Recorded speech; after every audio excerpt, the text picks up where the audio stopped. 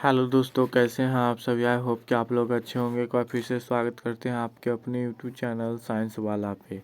तो जो स्टूडेंट्स हमारे चैनल पर न्यू है, हमारे चैनल को सब्सक्राइब कर लीजिएगा और बेल आइकन को ऑल प्रेस करना नहीं भूलिएगा। तो आज का जो हमारा टॉपिक है वह है संकप्लेटी हेलिमेंथीज। तो इस टॉपिक को आज हम स्टार्ट करते हैं और यह सफलता सीरीज का पार्ट नंबर जो होने वाला है दोस्तों, यह सफलता सीरीज का पार्ट नंबर 5 होने वाला है। तो चलिए आज के सेशन को स्टार्ट करते हैं। तो पहला हमारा क्वेश्चन है कि कहता है सोलेनोसाइट्स और नेफ्रेडिया क्रमशः पाए जाते हैं। तो कहाँ पाए जाते हैं ये पूछा है। ये पाए जाते हैं प्लेटी हेलिमेंथीज और एनीलिडस में पाए जाते हैं। अगला क्वेश्चन है आपका स्वतंत्र जीवी फीता कृमि कौन सा है।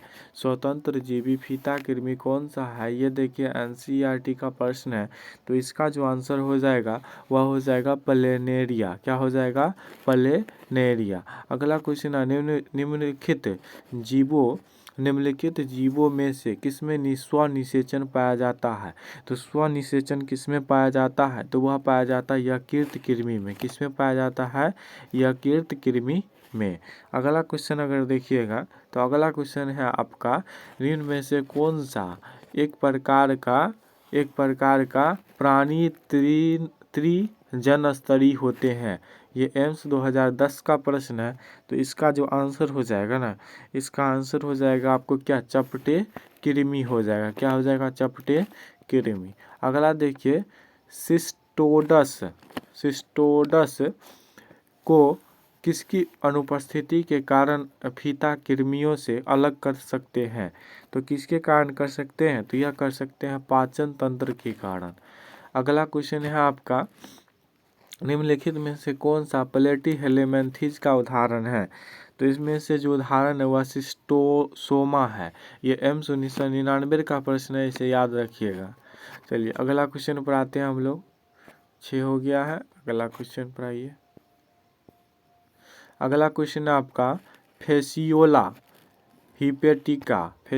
हिपेटिका है। क्या है दोस्तों? तो ये जो है आपका क्या है, ये आपका क्या है? द्विलिंगी और स्वनिषेचनकारी है और द्विलिंगी और परनिषेचनकारी दोनों है। ठीक है। अब अगला क्वेश्चन देखिएगा। अगला क्वेश्चन क्या कर रहा है? कह रहा है किसका शरीर अनेक खंडों का नहीं बना होता है। तो किसका शरीर है जो अनेक खंडों का नहीं बना होता है, तो वह होता है चपटे कृमि का। किसका होता है? चपटे कृमि का। अगला क्वेश्चन देखिएगा,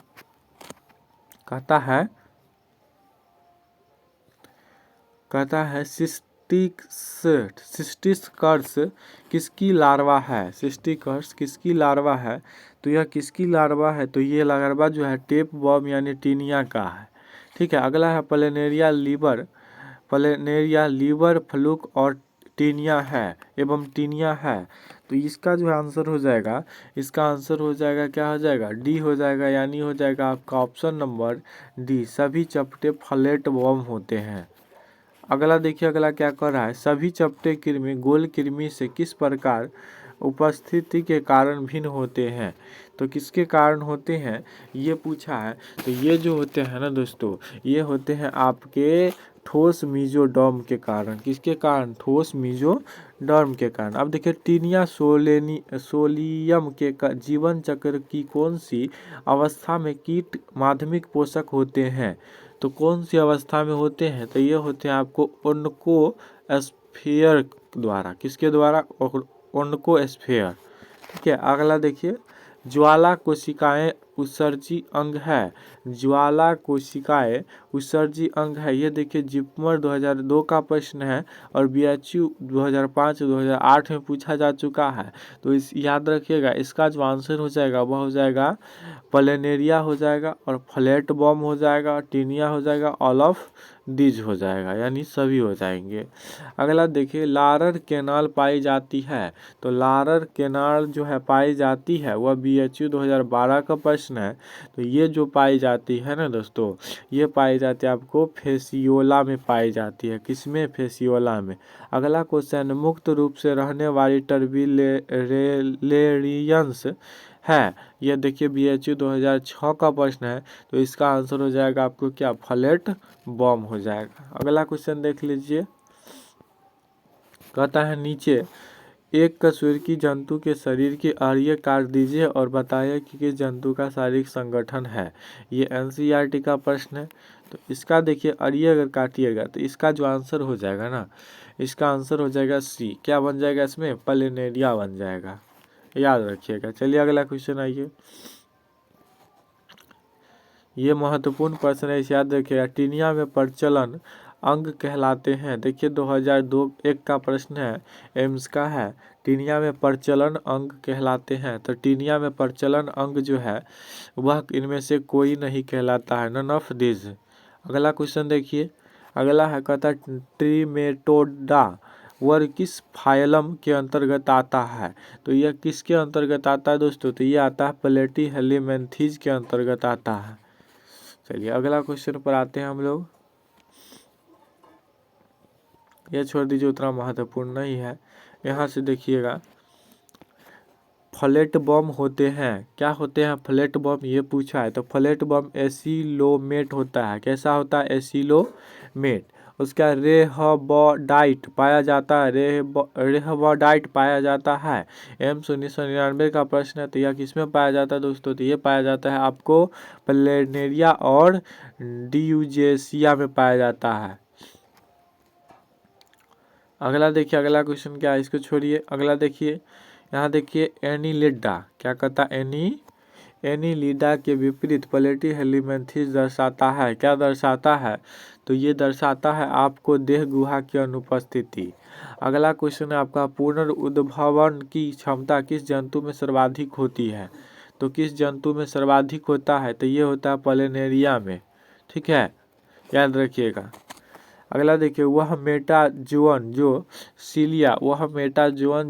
सीलिया द्वारा घिरा रहता है उसे क्या कहते हैं। तो उसे हम लोग क्या कहते हैं? ड्यूजेसिया कहते हैं। क्लोरेगोगन कोशिका निम्न में से किससे कार्य करता है, कार्य में समान होता है। तो किसके कार्य में समान होता है? तो ये होते हैं आपके ज्वाला कोशिका में समान होते हैं। अगला देखिएगा, असत्य देह गुहा नहीं पाई जाती है। तो असत्य देह गुहा जो है किसमें नहीं पाई जाती है? तो यह नहीं पाई जाती है किस में नहीं पाई जाती है दोस्तों? तो ये नहीं पाई जाता है, फेसियोला में नहीं पाई जाती है।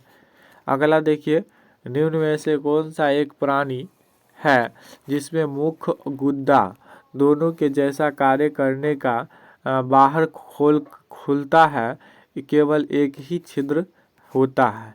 तो केवल एक ही छिद्र होता है। तो इसका जो आंसर हो जाएगा वह हो जाएगा फेसियोला ही हो जाएगा। क्या हो जाएगा? फेसियोला, याद रखिएगा। चलिए अब अगला पर आते हैं। निम्न में से किसमें अनॉक्सी श्वसन पाया जाता है। तो अनॉक्सी श्वसन जो है किसमें पाया जाता है ये बताना है। तो अनॉक्सी श्वसन फीता कृमि यानी टेप वर्म में पाया जाता है। अगला क्वेश्चन है आपका, अगला क्वेश्चन, द्विपार्श्व सममित वाला एसिलोमेट जंतु है। एसिलोमेट जंतु कौन हो जाएगा? इसमें लीवर फ्लूक हो जाएगा। अगला देखिएगा, अगला क्वेश्चन क्या है, कभी कभी परजीवियों को अन्य परजीवी भोजन के कारण उपयोग करते हैं, इस प्रकार के परजीवी क्या कहलाते हैं। तो इस प्रकार के जो परजीवी है ना वह अति परजीवी कहलाते हैं। क्या कहलाते हैं? अति परजीवी।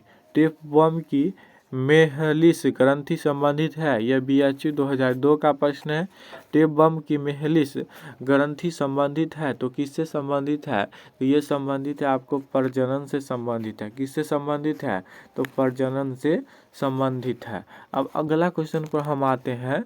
उसके बाद है मेलिपिगी नलिकाएं समरूप होती है। ये याद रखिएगा, महत्वपूर्ण है। मेलिपिगी नलिकाएं समरूप होती है, किसके समरूप होती है? तो ये समरूप होती है आपको फ्लेम कोशिका के। ठीक है, अगला देखिएगा, अगला कह रहा है टेपवर्म में पाचन तंत्र नहीं पाया जाता है क्योंकि यह BHU 1994 का प्रश्न है, इसे याद रखिएगा।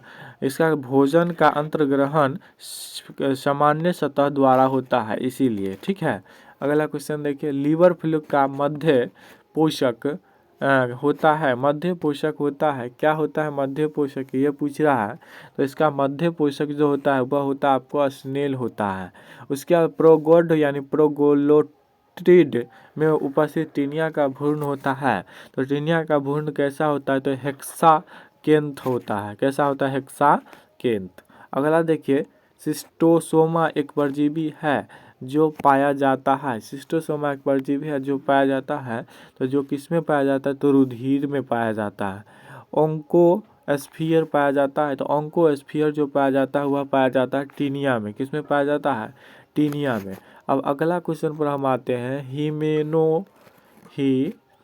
हिमेनोलेपिस नाना है, ये क्या है? तो ये जो है आपका है दोस्तों, ये है मनुष्य का एक छोटा सा टेप बॉम्ब है, याद रखिएंगे। अगला देखिएगा, बीएचयू का प्रश्न है, 2001 का प्रश्न है। फेसियोला हेपेटिका रहता है तो कहाँ रहता है? ये थोड़ी देर पहले बताए हैं। तो ये रहता है भेड़ के यकृत में रहता है। यकृत देख लीजिएगा, उसी से आपको आंसर का इसका पता चल जाएगा। ठीक है। अगला देखिए, सिस्टोसोमा द्वितीयक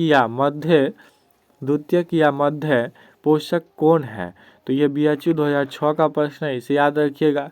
तो इसका जो आंसर हो जाएगा ना, इसका आंसर हो जाएगा घोंघा हो जाएगा, स्नेल हो जाएगा, घोंघा हो जाएगा। अगला देखिए, सिस्टोसोमा का लार्वा होता है। तो सिस्टोसोमा का जो लार्वा है वह होता है स्केरिया होता है। कैसा होता है? स्केरिया। ठीक है। टीनिया के, अगला का है क्वेश्चन, टीनिया के बारे में क्या सत्य है? तो टीनिया के जो बारे में सत्य है वह यह जंतु मुख्य आहार नाल एवं गुद्दा विहीन होता है। चिपकने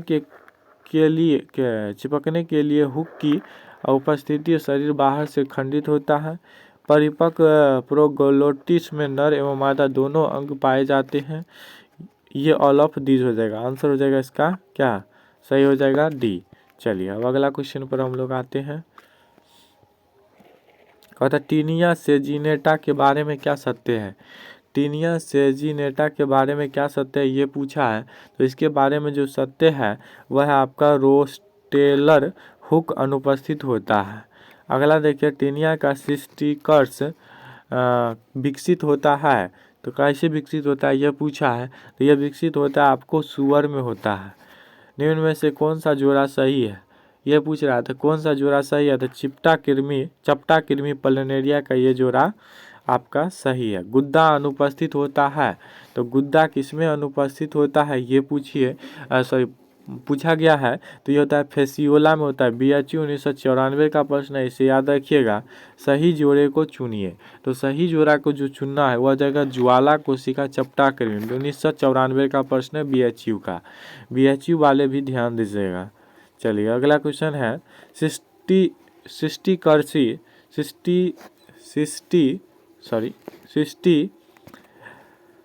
सरकी लार्वा सुअर की पेशियों में बिना किसी बाहरी सहायता के रह सकता है। यह कितना मतलब माह तक या वर्ष तक रह सकता है ये पूछा है। तो ये रह सकता है 6 वर्ष तक, याद रखेंगे। अगला है, यकृत कृमि के जीवन इतिहास में एक सर्केरिया 2 और मेटा सर्केरिया 3 और स्पोरोसिस्ट 4 और रेडिया 5 मीरासीडियम उपस्थित होते हैं। इनका सही क्रम क्या है? यह M1999 का प्रश्न है।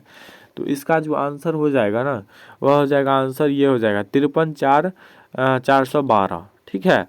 अब अगला क्वेश्चन आइए, पीढ़ी एकांतरण एवं पोषण एकांतरण दोनों उपस्थित होता है। तो किसमें दोनों उपस्थित होता है? तो ये होता है फेसियोला में होता है, याद रखिएगा। अगला क्वेश्चन है आपका, ये आपको मिलान करना है। क्या करना है? मिलान करना है। मिलान करना है तो इसको क्या करेंगे? इसको क्या करना है? इसको मिलान करना है तो ए का हो जाएगा आपका क्या? ए का हो जाएगा आपको यहाँ पर हम लिख देते हैं। ए का हो जाएगा आर, यानी कि हो जाएगा ज्वाला कोशिका का हो जाएगा प्लेनेरिया। ठीक है। और बी यानी कॉलर कोशिका का हो जाएगा आपका क्या? बी का हो जाएगा आपका ऑप्शन नंबर क्या हो जाएगा? इसका हो जाएगा कॉलर कोशिका का हो जाएगा स्पॉन्ज। क्या हो जाएगा? यानी पी, ऑप्शन नंबर पी। और सी का जो है आपका हो जाएगा क्या? सी का हो जाएगा यानी सिस्टंग कोशिका का हो जाएगा हाइड्रा। क्या हो जाएगा? हाइड्रा। ऑप्शन नंबर क्यू हो जाएगा। ठीक है। तो इसमें देख लीजिए यहाँ ऑप्शन नंबर ये आपका सही है। तो अगला देखिए, सोलेनोसाइट्स या ज्वालामुखी कोशिका का मुख्य उत्सर्जी अंग क्या है। तो मुख्य उत्सर्जी अंग इसका क्या है ये पूछा है। तो इसका मुख्य उत्सर्जी जो अंग है वह है प्लेटी हेलिमेंथीज। ठीक है। अगला क्वेश्चन देखिए, फेफड़ा का फलुक है। फेफड़ा का फलुक क्या है ये पूछा है। तो फेफड़ा का जो फलुक है वह आपका है पैरागोनिम बेस्ट मेनी। अगला क्वेश्चन देखिएगा, अगला है आहार नल अनुपस्थित होता है। ये जिपमर का प्रश्न है 2001-2002 का, इसे याद रखिएगा आप लोग। इसका आंसर हो जाएगा आपका क्या, टीनिया एवं इकाइनोकोकस में होता है। ठीक है। चलिए, आज का जो ये टॉपिक था यहीं पे 55 क्वेश्चन के साथ ही आज हम यहाँ पर समाप्त करते हैं इस टॉपिक को। मिलते हैं नेक्स्ट वीडियो में नेक्स्ट टॉपिक के साथ। तो थैंक यू सो मच। और आप लोग एक कंजूसी करते हैं तो वीडियो को क्या करते हैं, शेयर नहीं करते हैं और कमेंट जरूर क्या कीजिए कि क्लास कैसा लगा आपको, और इसे अपने दोस्तों में शेयर कीजिए और सब्सक्राइब कीजिए और अच्छा से मन लगा के पढ़िए। Thank you so much. मिलते हैं नेक्स्ट वीडियो में, तब तक के लिए धन्यवाद।